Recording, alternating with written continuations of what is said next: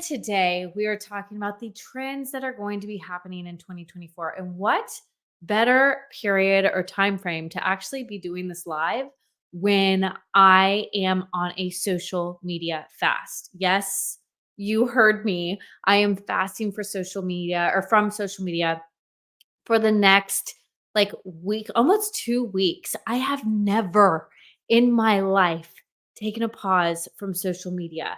For the past 10 plus 15 years, whatever, I've been on social media, building my own personal brand, building other people's brands, working with my own agency that I have built to what it is today. That is a branding and digital marketing agency where we work with clients and their social media. So to think me stepping away from social media for 2 weeks, it scared me. Not gonna lie. I'm like, not like scared me like, ooh, scared, but like, what the hell am I gonna do with my life? What am I going to consume every single day? But that's the reason I needed to step away from it. That is the reason I needed the pause because I felt like I was in consumption mode rather than creator mode, more than creator mode. And that wasn't healthy for me. I entered into like this comparisonitis phase of my life at the end of last year. I wasn't happy with where I was and where I was going. And honestly, I just needed to seek out my purpose for this year and my vision. And it needed to become deeper and wider and broader and more impactful. And I felt like in order to do that, I needed to remove myself from the noise and the chaos of the world around me and just fully go into prayer, devotion, meditation, purpose seeking, deeper strategy building, mission driven type of a mindset. And that's where I'm at these next 2 weeks. And I'm super excited about it. But that doesn't mean that my mind is like completely removed from social media. Social media is my love, it's my joy. I love these platforms. I love learning about them. I love the evolution of them and I love to see where they are going. And that leads me into wanting to do this episode with you about the whole trends that we can expect going into 2024. So I'm going to be sharing with you trends that are, popular post types that we want to engage in, all the way to engagement shifting strategies. And we're going to cover 7 things today. And I hope that you're ready, that you're buckled up, that you're excited to take up or level up, I should say, your social media game this year. Because without further ado, let's just get right into this. So, the first thing I want to talk about is the rise of text only posts. So, yes, we've been on Twitter for some years. Threads was rolled out this past year. And you're really seeing an uptick in the desire to consume text only posts, which is crazy because you're probably thinking, wait, what, Whitney? What are you talking about? I thought video was key, video was gang, video is king of all content. Yes, it is. And posts and graphics and all that stuff and carousels are still relevant, but people are really hungry for that text based content, not just long form text. We're talking that short hawk style marketing, top of mind, off the cuff, raw, real, in the moment, the thoughts that you're having throughout the day, putting those into quick text based posts like X posts or thread posts. People are really liking that. And what makes them more important is it actually stirs up the conversation. And that's a way that we're leaning this year in 2024 that I feel that is going to be really heavy is on the communication, the relationship building, the nurturing of those relationships that we have online. And it really happens within dialogue. And text-based posts are going to be really, really popular this year. And I'm honestly kind of excited about it because there's nothing more stressful than trying to think of the creative that's going to back up written copy. Or sometimes you have the creative and you're stressing out this long form written copy that needs to go with the creative, or, even the content that goes into video posting. And sometimes it can just be really, really overwhelming. So to think that I could have a thought or a frustration or just something I need to get off my chest, and I can just put it out there and people are going to not only receive it well but engage on it, hopefully, if I'm doing it the right way, then I am all for that because it takes away the stress of thinking creatively. It takes away the stress of having to be perfectly perfect visually, and it just allows me to be me, authentic and in my own space, and really share that with my audience. So I'm really excited about that. The second thing that we are going to start seeing is social media used as search engines. We're kind of already seeing this. We've been seeing this kind of uptick over the past couple years, but really, truly, and honestly, this is really going to be the year that we are seeing social media become the major conglomerate when it comes to news outlets and sourcing content and sourcing it as, top of mind, top places to go to get the news and the updates on things. People are going to TikTok, people are going to Twitter, or well, sorry, X, and people are going to places on social media accounts in order to consume immediate live in the now, in the moment updates on things that are happening around the world. How many times have you turned on major news stations, Fox News, CNN, every single night? And I feel like they're sharing another story, a video from TikTok, a post from Instagram, an account, somebody that's blown up and gone viral for something. And it's like, I already saw this earlier today, like 4 hours before you guys saw it, and you're labeling it as breaking news. Wasn't it breaking when it first dropped 3 to 4 hours ago? This is why people are turning to social media. It's because there's people on the ground, real people like you and me that are involved in these situations, that have their cameras, they're ready to go, they're shooting in the moment and they're posting them live in that moment. Whereas news stations, they have, to get the tip on the information, then they've got to source the information, then they've got to make it credible before they're actually allowed to even put it out there as breaking news. So by the time that all unfolds, it's no longer breaking, it's past tense. It's, dude, I watched this, I heard about this hours ago. Like, how reliable are you when the person that actually shared this video that you're showing me is more reliable than you, because all you're doing is second sharing the information?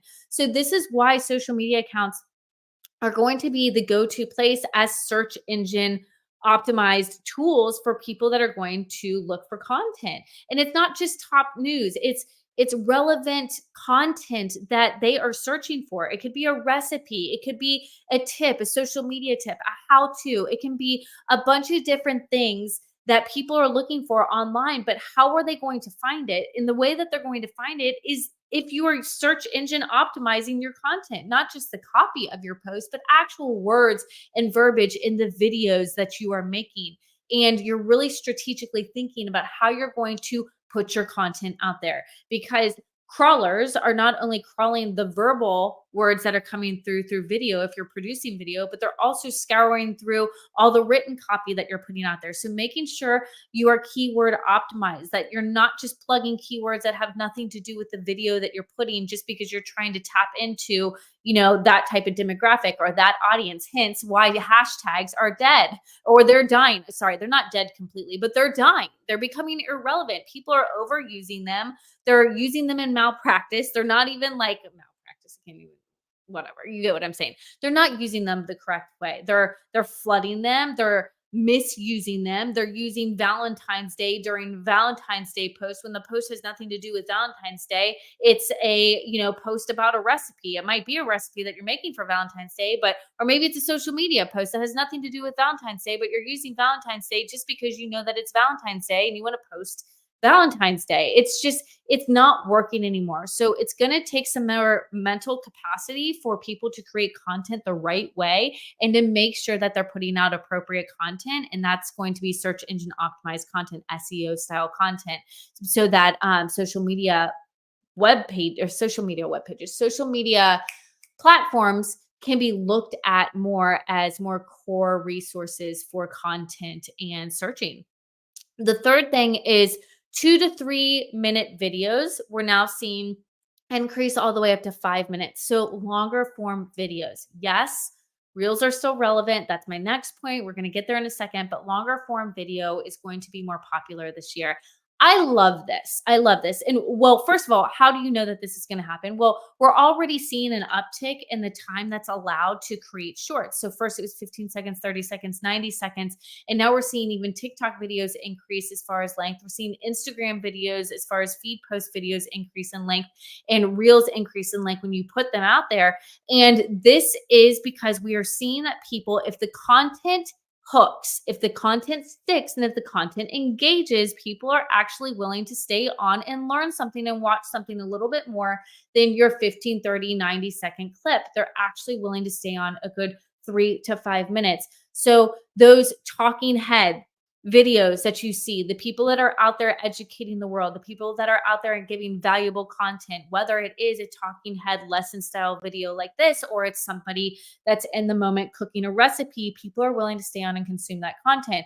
So how can you make sure though that people are going to stay on and watch that content? Well, that leads me into the next thing. I'm going to kind of back this up side by side because it really can apply to short form video as well. And that's the fourth point, that reels are here to stay. Shorts are here to stay. People love the short content. They like to get in, get out, get what they needed, get out. And whether it's humor, whether it's value, whether it's a how to, a tip, whatever it might be, they are wanting to get that information and get out quickly. So how can you make sure that your shorts are good enough for people to stay engaged? And how can you make sure that your long form video is good enough to maintain that engagement for a good 3 to 5 minutes?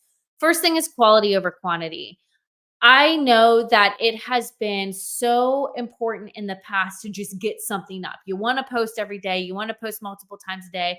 And a lot of times the stress of that is showing lack of quality because people are just posting and they're not really thinking hard about what it is that they're posting. So they're honestly posting crap stuff. And that's just not going to fly anymore. People want to see quality over quantity, and they'd much rather see you not post than post something that's kind of crappy, right? I was going to say something else, but I'm trying to refrain from that language. So they'd rather see you not post something crappy, is my point. The second thing is production value. So this just takes some basic research, some investigating of how you can up level your production. You can do some studio lights, a professional mic, a professional camera, some streaming equipment if you are going to be streaming, some video editing software, whether it is CapCut or Descript. Premiere Pro. There's so many different platforms, pieces of software out there. There's equipment out there. This is the year to up level your video game, to up level your production style, to up level your equipment, and to up level your game in general. And it's going to show. It's going to show in the quality of your videos. It's going to show in the attention that you give your own content. And it's going to show you more as an authority figure in your space when you're taking the time to invest in those types of things for yourself and for your brand. Another thing is authenticity. Authenticity in your videos is going to really show through this year, particularly because I think that people are so over the perfectly perfect. They want the real, they want the raw, they want the bloopers, they want the mess ups, they want the authentic person behind the brand. There is a reason why you will see people stay after the movies, and it's because they want those bloopers. And I'm going to get into that in just a minute. Actually, we're going to pause there on the blooper part because that's going to really apply more to my next point in a couple points ahead. But people want to see the authentic you. They want to see the real side of you, and showing that in your videos is going to be so important this year. And then lastly, captions. Captions is a great way to up level your content. A lot of these platforms like Facebook and even Instagram, TikTok, sometimes YouTube, they will already have auto-generated captions that pop up just because videos are being watched. But if you can add your own branded captions to the videos, if you can add some flair, some fun things to your videos, some transitions, some design elements, that's always going to help improve the quality of your videos and help keep people engaged. So when it comes to points 3 and 4, long form videos being an increase this year, as well as reels staying around and sticking and staying because people love the short form content. The next thing is, how do you up level those videos? And those points, which I just shared, are going to help you do just that. The fifth thing are private communities. So groups, creating group discussions, even those subscription based discussions and conversations, whether they're broadcast channels or they're openly engaged group chat channels on Instagram and Telegram and Discord, on Facebook groups. Like there's so many different platforms that you can start building a community. Email marketing is a great way to build a community that's more broadcast style, unless you're open to, that back and forth dialogue. But building a community is going to be so powerful. I mean, it's one of the things that brands hope and love to do is build a really strong community and loyal community, because if you can do that, they're going to rally for you. They're going to fight for your brand. They're going to be your supporters. They're going to be your cheerleaders. They're going to be the people, going to the ends of the earth for you and your brand. And when you can cultivate a culture that is cheering you on and so excited to be a part of you as a person, you as a brand, you as a company, you as a team, whatever that looks like for your business, that is just so powerful. So we're going to see a huge uptick in building that community style relationship with your following, whether that is within subscription based messaging style content, off platform content, but really we're talking social media. So it's going to be on platform, but it's just determining on where you're going to show up on which social platform to build your community. And you can cross pollinate your following from other platforms and funnel them into communities on other social media platforms. I've done this for years. It works. It's something that I love to do. Building communities is here to stay, and it's going to see an increase this year, and I'm super excited about it. The sixth thing is less daily feed posts and more stories. Now, that's not to say that people are going to stop posting on their feed on the daily. You're just going to see probably a step back from the stress of showing up every single day, multiple times a day, and stressing over that. Now, big companies that have the infrastructure, that have the teams to be able to produce that amount of content and stay consistent with it, you're probably not going to see that much of a trend change there. However, I'm talking about the independent entrepreneur, the small business, the small team entrepreneurs, the ones that are building the brands. You're not going to see the stress of having to show up every single day, multiple times a day. What you're going to see is more behind the scenes, the BTS, the story type content. Let's go back to the bloopers that I was talking about earlier. What is more exciting when you're watching a movie than finishing the movie that you ultimately love, rolling through the credits, and then at the very end, sticking around to see if there's bloopers? Why do people stay for the bloopers? It's because they get to see the humanization of the character that was just on screen, the real person, the actor's mistakes, the actor's humor, the actor's, engagement with other actors when they're on set, the stuff that gets cut from the movie because it's just one, not a part of the storyline, or two, it's just not a part of the storyline. So that's what you have to think about your posts as. Your posts are kind of like the main movie role, okay? And that is what you're putting out there. That's what you're working so hard to create, the creative, the visual, the content, the caption, everything. Every piece of that piece of content is like your main movie.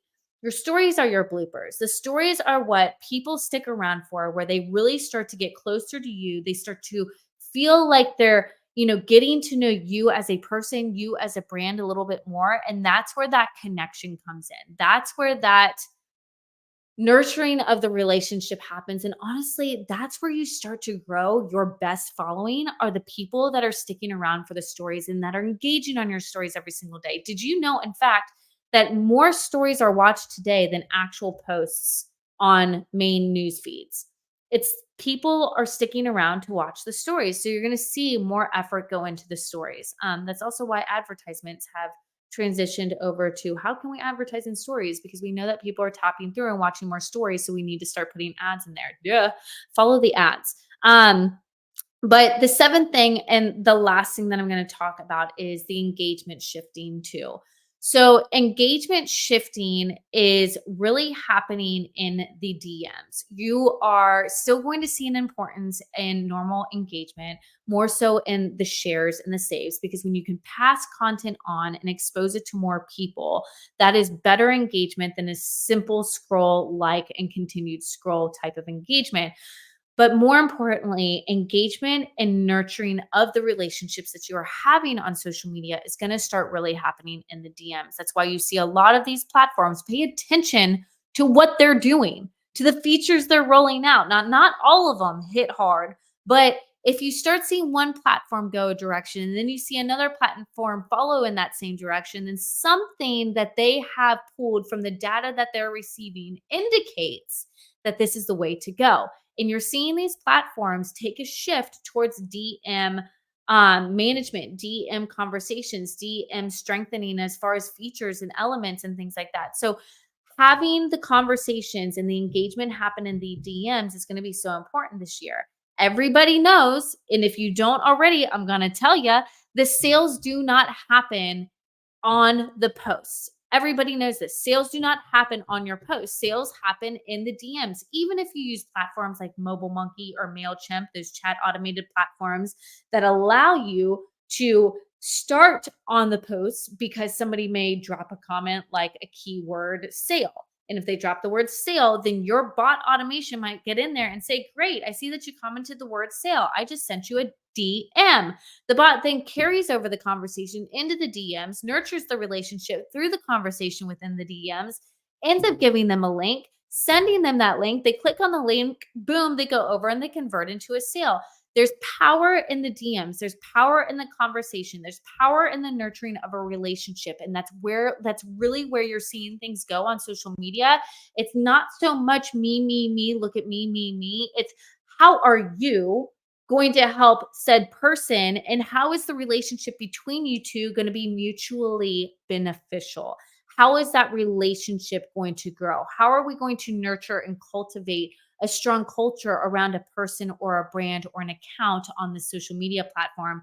And what is the type of activity that that account, that person, that brand is taking on the platform in order to strengthen those relationships? So engagement shifting is happening in the DMs, not so much on the actual posts anymore, even though I'm not saying that that's not still relevant. It definitely is.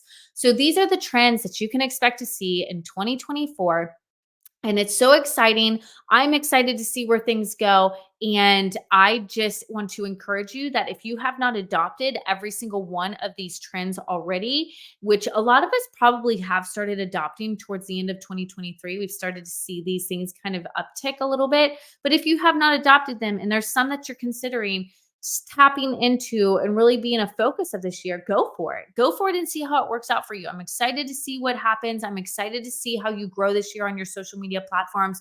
Drop below in the comments what you're excited to implement this year, what you're excited to try. Let me know. And let's start up a conversation about these trends and what you think might be trending that I might not have mentioned today.